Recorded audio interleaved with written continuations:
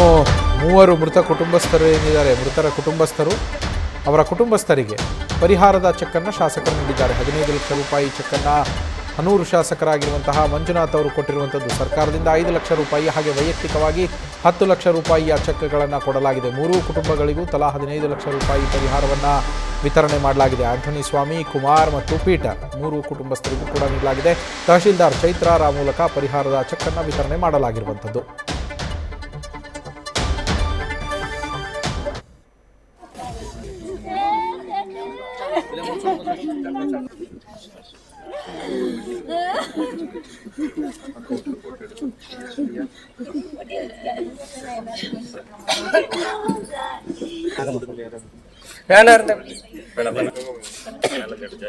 Mobile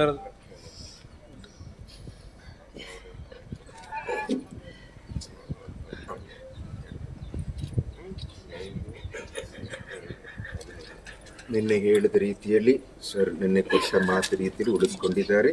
ಸರ್ಕಾರದಿಂದ 5, ಆದರೆ ಇವರೇ ಹೋರಾಟ ಮಾಡಿ ಕಷ್ಟವನ್ನು ನೋಡಿ ಸ್ಥಿತಿಯನ್ನು ನೋಡಿ ಇನ್ನೂ ಅದರ ಜೊತೆಲಿ 10 ರೆಡಿ ಮಾಡಿ ಹೇಳಿದ ರೀತಿಯಲ್ಲಿ ಸರ್ಕಾರ ವತಿಯಿಂದ ಅವರ ವತಿಯಿಂದ 15 ಲಕ್ಷವನ್ನು ಕೊಟ್ಟಿದ್ದಾರೆ.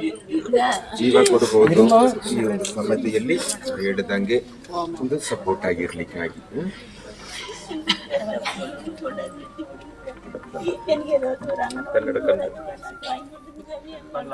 ಆಂಥೋನಿ ಸ್ವಾಮಿ, ಕುಮಾರ್ ಮತ್ತು ಪೀಟರ್ ಮೂವರ ಕುಟುಂಬಸ್ಥರಿಗೂ ಕೂಡ ಚೆಕ್ಕನ್ನು ವಿತರಿಸಲಾಗಿದೆ. ತಹಶೀಲ್ದಾರ್ ಅವರ ನೇತೃತ್ವದಲ್ಲಿ ಶಾಸಕ ಹನೂರು ಮಂಜುನಾಥ್ ಹಾಗೆ ಚರ್ಚ್ನ ಫಾದರ್ ಆಗಿರುವಂತಹ ಚಾರ್ಲ್ಸ್ ಅವರು ಅಲ್ಲಿ ಚೆಕ್ಕನ್ನು ವಿತರಣೆ ಮಾಡಿರುವಂಥದ್ದು ಮೃತರ ಕುಟುಂಬಸ್ಥರಿಗೆ. ಆ ಸಂದರ್ಭದಲ್ಲಿ ಅಲ್ಲಿ ಫಾದರ್ ಅವರು ಹೇಳೋದನ್ನು ಕೂಡ ಗಮನಿಸ್ತಾ ಇದ್ವಿ ನಾವು.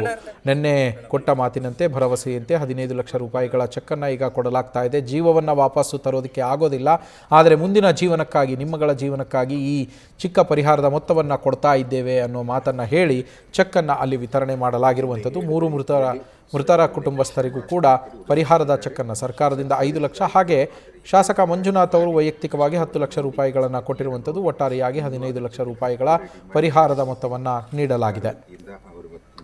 15 ಲಕ್ಷವನ್ನು ಕೊಟ್ಟಿದ್ದಾರೆ. ಜೀವ ಕೊಡಬಹುದು ಈ ಒಂದು ಸಮಯದಲ್ಲಿ ಹೇಳಿದಂಗೆ. ನ್ಯೂಸ್ ಫಸ್ಟ್ ನಿರ್ಭೀತಿಯಿಂದ ನಿಮ್ಮ ಪರವಾಗಿ.